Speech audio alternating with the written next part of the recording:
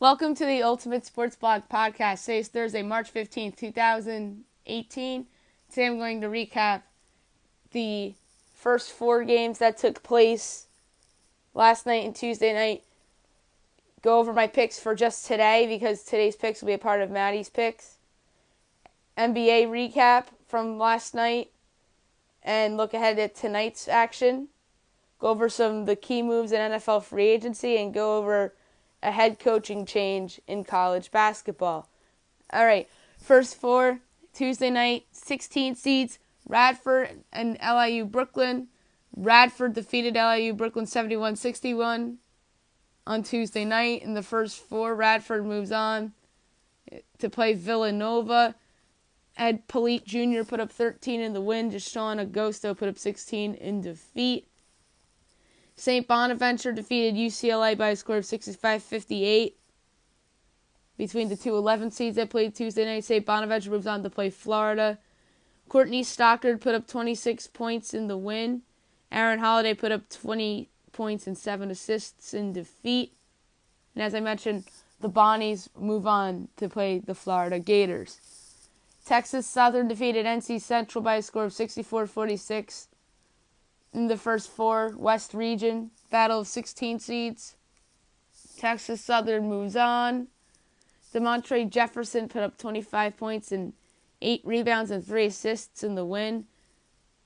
Rashawn Davis put up 19 in defeat.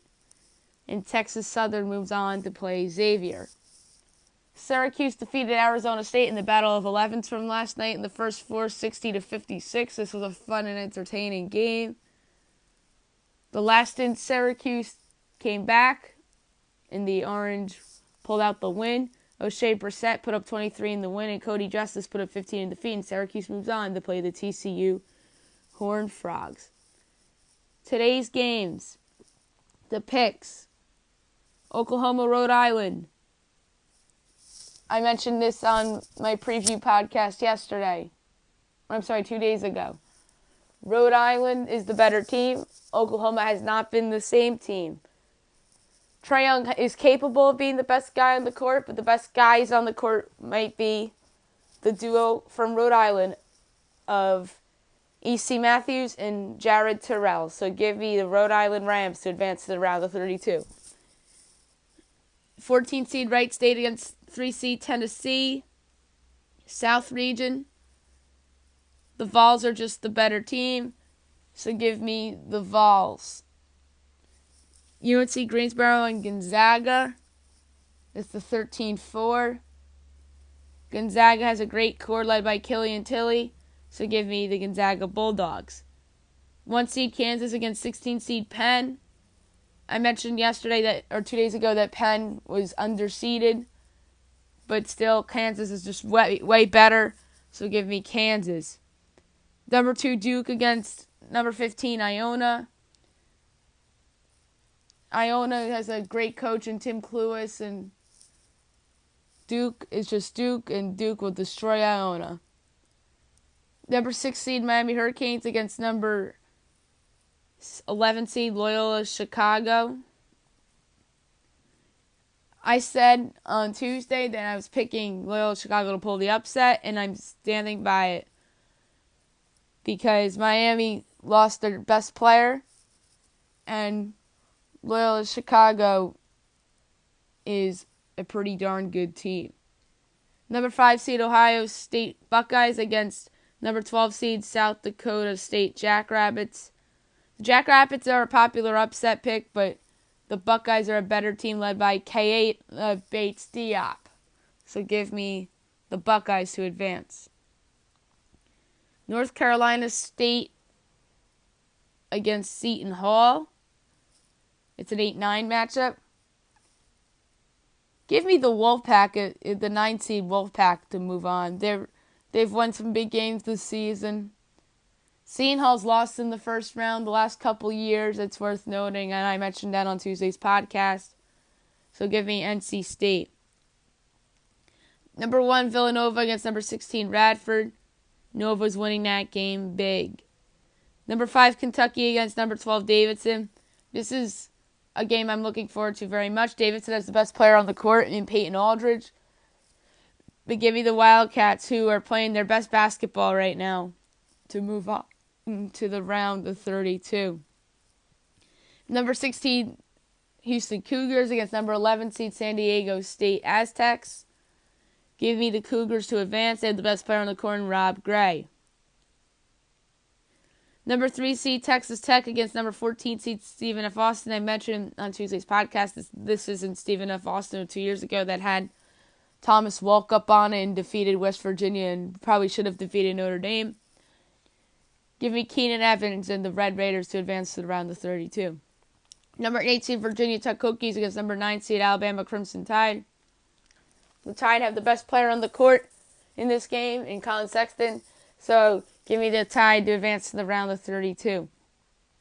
Number 4 seed Arizona Wildcats against number 13 seed Buffalo Bulls. I mentioned on Tuesday's podcast how the Bulls should have been a 12 seed. And if they were a 13 seed, they probably deserve to play a weaker 4 seed like in Auburn. But give me Arizona to win big here to advance to the round of 32, led by DeAndre Ayton and Alonzo Trier. Number 3 seed Michigan Wolverines against number 14 seed Montana Grizzlies. The Wolverines are just better than the Grizzlies, so give me the Wolverines big over the Grizzlies. And last but not least for tonight, the St. Bonaventure Bonnies, 11 seed against number 6 seed Florida Gators. I said on Tuesday's podcast that I thought this would be UCLA, and I took UCLA to advance to the round of 32. And I also said that if Florida was playing St. Bonaventure, I'd pick Florida. And I stand by that. The Gators have a nice core, and I think they'll advance here in a close game because St. Bonaventure has the best player on the court in Jalen Adams, but I think Florida advances here. All right, going to recap some NBA from last night and go over the standings and the conferences because I haven't talked NBA in a couple days on the podcast. The Magic defeated the Bucks 126-117. Bad loss for the Bucks. Great game in Boston last night. The Wizards defeated the Celtics 125-124 in double overtime. Great win for the Wiz. Bad loss for Boston. Boston blew a double-digit lead. But Boston was missing some key players such as Al Horford and Kyrie Irving in this game. But give the Wizards credit for pulling off the comeback. And they move up in the standings. The Kings defeated the Heat 123-119 in overtime. The Kings playing a little spoiler. Bad loss for the Heat. And the Warriors defeated the Lakers 117-106. Good win for the Warriors considering they were without Draymond Green, Klay Thompson, and Stephen Curry. Speaking of Klay Thompson, he's out for a couple of weeks with the finger injury. Does it cost them the 1 seed? We'll see. But last night was a good win led by Kevin Durant. 26 points and 6 assists for Durant. Look ahead to tonight. Some interesting games. You have the Raptors at the Pacers, and the Pacers have been on a roll lately. Let's see if they knock off the top seed in the East. The 76ers at the Knicks. Can the Knicks play spoiler? The Sixers need to take advantage of a tanking team that's missing their best player. The Hornets at the Hawks. That's a blog game. Clippers at the Rockets. Don't forget the Clippers defeated the Rockets in Houston earlier in the season in December. And what was a game that the Clippers came back from a big deficit and won. But the Rockets are a better team than they were then. So we'll see. Battle of tankers between the Bulls and the Grizzlies. You have the Pelicans at the Spurs. And don't forget the Pelicans defeated the Spurs in San Antonio a couple of weeks ago. Let's see if they can do it again. And the Spurs might not have LaMarcus Aldridge, and Kawhi is not back yet. Pistons at the Nuggets. The Pistons are in a complete free fall. And they're, I believe, 8-11 since the Griffin trade, which is not good. Stan Van Gundy was probably going to lose his job. I don't think Detroit's headed for the playoffs. Instead, they're giving a lottery pick, perhaps a top 10 lottery pick, to the Los Angeles Clippers. And the Nuggets need to take advantage of a free-falling Pistons team here. And they've been playing well lately, the Nugs, although they did lose to the Lakers the other day. The Suns at the Jazz. The Jazz need to take care of a tanking team. And last, you have an intriguing game between the Cavaliers and the Trailblazers. Cleveland has not played well of late. Meanwhile, Portland has. And Damian Lillard has been playing spectacular. So there's a chance he is the best guy on the court tonight and not LeBron James. Standings real quick. Eastern Conference, you have Toronto at 1, 15-17. They've clinched a playoff spot. Number 2 at Boston, 46-22. They've clinched a playoff spot. 3 Indiana at 40-28. 4th Cleveland at 39-28. 5th Washington at 39-30. 6th Philadelphia at 36-30. 7 Milwaukee is 36-32. 8 Miami at 36-33. Detroit's 5 back of Miami, so I think Miami's safe at that 8 spot. Detroit is 30-37. Charlotte 29-39. New York 24-44. Chicago 23-44. Brooklyn 21-47. Brooklyn's eliminated. Orlando's eliminated 21-48, and Atlanta's eliminated 20-48. West, number 1 Houston 53-14. They clinched. 2 Golden State, they're a game and a half back. 52-16, they clinched. Portland is 41-26 at the 3 spot. 4 Oklahoma City 41-29. 5 New Orleans 39-28. 6 Minnesota 40-29. 7 Clippers 37-29. 8 Utah 38-30. Tied with the Spurs 38-30. And Denver 37-31. So we'll see who misses the playoffs out of that bunch. If I had to bet my life on it right now, I think it'd be too ballsy to say that the Spurs missed the playoffs. So I think, I think the Clippers and San Antonio switch spots. And then the Lakers are 31-37. Dallas is eliminated 22-46. Sacramento is eliminated 22-47. Phoenix is eliminated 19-50. Memphis is eliminated 18-49. NFL free agency. So many big time moves from teams, the most notable being the Minnesota Vikings signing Kirk Cousins with the big 3-year, $75 million deal. That was a great quarterback upgrade for the Vikings. They are the best team in that division, although the team that most people think is the favorite in that division due to the fact that he missed the whole season last year pretty much is Aaron Rodgers and the Green Bay Packers. They signed Jimmy Graham. I think that's a nice signing, although you could make a case he hasn't been the same player since his Saints days. So we'll see there. The great deal for Green Bay, but it cost them a Jordy Nelson, which I don't like. Jordy Nelson was one of Aaron Rodgers' favorite targets, and he was a great Packer, Jordy Nelson. So I think they'll miss him. Although they do have 2 very good receivers in Randall Cobb and Devontae Adams. The Arizona Cardinals signed both Sam Bradford and Mike Glennon. Bradford's probably going to be the starter unless they draft somebody.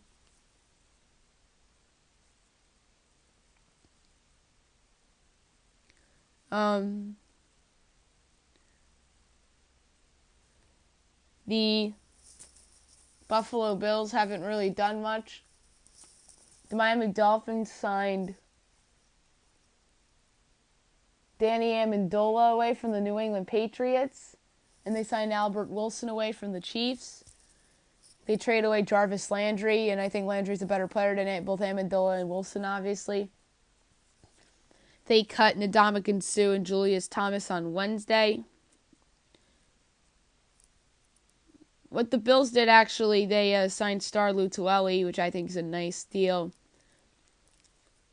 I don't like what New England did at all. They let a bunch of their key players go. We'll see if they sign somebody like in the Ndamukong Suh or maybe Jordy Nelson or Tyrann Mathieu, who all three of those guys have gotten cut, and I think those are three of the best guys available. The New York Jets got a nice signing with Tremaine Johnson. That was a nice deal. The Baltimore Ravens cut Jeremy Maclin. And maybe they'll sign Eric Ebron, who was cut by the Lions, or Jordy Nelson. The Cincinnati Bengals should re-sign Tyler Eifert. We'll see if they do that. They made a great trade the other day for Cody Glenn. I guess that was their big move. And I think they were discussing a trade involving Burfict. But we'll see about that. The Cleveland Browns made a ton of moves. And the most recent one being the signing of Carlos Hyde, which I don't understand because you could pick Saquon Barkley with the first pick in the draft. Then I'd much rather have a guy that's supposed to be special than a guy that is average in Hyde. So does that signal, hey, maybe they are still taking Barkley and they'll go with a Barkley-Hyde duo? Or is Hyde going to be their starter and they pick Sam Darnold with the first pick in the draft, or Josh Rosen, or Josh Allen? We'll see. The Pittsburgh Steelers released some players, Mike Mitchell and Robert Golden and William Gay among them. They really haven't signed anybody yet. The Houston Texans, excuse me, they need to upgrade at the offensive line. A ton of their targets, one of their key targets went to their rivals, the Titans. I'll mention who in a minute. The Indianapolis Colts haven't done much yet. The Jacksonville Jaguars made a great signing with Andrew Norwell. They re-signed Marcus Lee. And we'll see what else they can do. The move that the Tennessee Titans made, and I thought the Houston Texans should have made, was signing Malcolm Butler. Great signing for the Titans, and they also signed Deion Lewis, which I think is a great signing. And they brought back Josh Klein and Daquan Jones, so the Titans had a nice 2 days. The Denver Broncos signed Case Keenum. They traded away Trevor Siemian to the Vikings. Maybe they'll get a quarterback in the draft, although they signed Keenum. The Kansas City Chiefs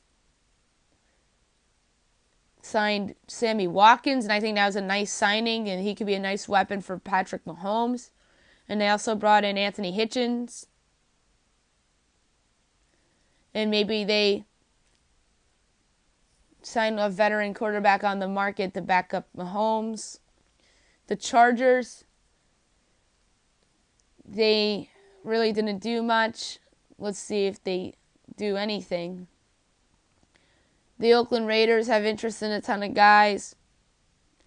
I mentioned with the Bengals, they had talks with the Bengals of trading for Dontrez Burfict. We'll see if that happens. The Dallas Cowboys are rumored to be interested in Ndamukong Suh. They really haven't done much yet. The New York Giants landed Nate Solder, 4 years, $62 million. Great signing. They had a need at the left tackle position. Eric Flowers, their draft pick from 2015, hasn't worked out. So they went out and signed Solder, which is a great move. A ton of people thought they were going to sign Andrew Norwell, the guard, and a ton of people thought that it was a disappointment that they didn't sign him. But let's face it, tackle is their bigger need than guard. Maybe they re-sign Justin Pugh, and maybe they'll draft the guard. So, and also with the Giants, keep an eye on Tyrann Mathieu for them. That would be a great signing and a great pair to go with Landon Collins in the secondary. Philadelphia Eagles made some trades. Michael Kendricks is the other one to keep an eye on. They re-signed Nigel Bradham. So keep an eye on the Kendricks trade for the Eagles. The Redskins made their big move earlier by trading for Alex Smith. They also signed Paul Richardson, which was a nice move. We'll see if they do anything else. The Bears made a great signing in bringing in Allen Robinson. They also brought in Trey Burton.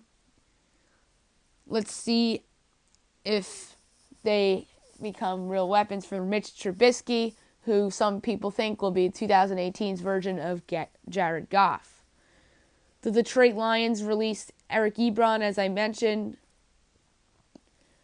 They're looking at veteran running backs such as Frank Gore, DeMarco Murray. Jonathan Stewart was on the radar, but he signed with the Giants. Green Bay Packers, I mentioned, signed Jimmy Graham. And they also signed Muhammad Wilkerson, which is also a nice pickup. I mentioned the Vikings signed Cousins, and they traded for Trevor Siemian, who will back up Cousins. Let's see if the Vikings do anything else. The Atlanta Falcons haven't really done much yet. Also, they signed Brandon Fusco by upgrading the interior of the offensive line. We'll see if they re-sign Demontre Poe. I just confused Poe with his ex-teammate from the Chiefs. The Carolina Panthers re-signed Julius Peppers. They traded for Torrey Smith. New Orleans Saints, they missed out on Jimmy Graham. Which is a disappointment for them. Maybe they get into the Tyrann Mathieu sweepstakes. Of course, they re-signed Drew Brees, which they absolutely had to do. He's a legacy guy for them. And let's face it, Brees wasn't leaving New Orleans. Tampa Bay Buccaneers, they re-signed Mike Evans to that big extension. And they also extended Cameron Bright and brought back backup quarterback Ryan Fitzpatrick. Maybe they're a dark horse candidate to get Tyrann Mathieu. We'll see. The Arizona Cardinals, as I mentioned, brought in Sam Bradford and Mike Lennon. They cut Tyrann Mathieu. Let's see if they make any other moves. The Los Angeles Rams, their most notable moves were trades. Alec Ogletree and Robert Quinn are out the door, and Aqib Talib and Marcus Peters are in. I like the trades the guys that they got. Tavon Austin is going to be let go by the Rams. Let's see what else they could do. The San Francisco 49ers let go of Carlos Hyde. They signed Weston Richburg, which was a nice signing. He's a good center. We'll see what else they did. They also signed Jerick McKinnon away from the Minnesota Vikings, which was one of the more surprising deals of free agency thus far. And last but not least, the Seattle Seahawks. They signed Barkevius Mingo to a 2-year contract. We'll see what they do at receiver because Wilson lost 2 of his targets and Graham and Richardson, so they have a need at receiver and tight end now. They also have a need at corner with Richard Sherman gone. Maybe they sign Jordy Nelson. We'll see. But that's it with the NFL free agency. And last but not least, I want to mention a coaching change in college basketball. The Memphis Tigers have fired Tubby Smith, and they're about to hire Penny Hardaway. This feels like a St. John's Chris Mullin or a Georgetown Patrick Ewing again, where a big-name school fires somebody and hires an ex-legend after some disappointing seasons within that program. They let go of Josh Pastner 2 years ago for Smith. as Pastner left Memphis to go to Georgia Tech. This is going to be an interesting move. Let's see how Hardaway does. Hardaway ran a program in Memphis, in a high school program, and succeeded pretty well and got good players out of that program. Let's see if this translates to the Memphis basketball program that's in need of a little bit of a reboot because ticket sales are down and the fan base isn't showing up for their games anymore. Poor Memphis, as the Tigers basketball isn't good, the Grizzlies aren't good. But yeah, it'd be a nice little boost to the town of Memphis of hiring Penny Hardaway. I'll be back tonight predicting the women's NCAA tournament. I'll be back tomorrow morning recapping last night's tournament games as well as making picks, going over my picks for the round of 64 Friday games and recap what went on in the NBA tonight and as well as, or I should say what goes on in the NBA tonight, and as well as some other NFL free agency moves. And I hope you guys have a nice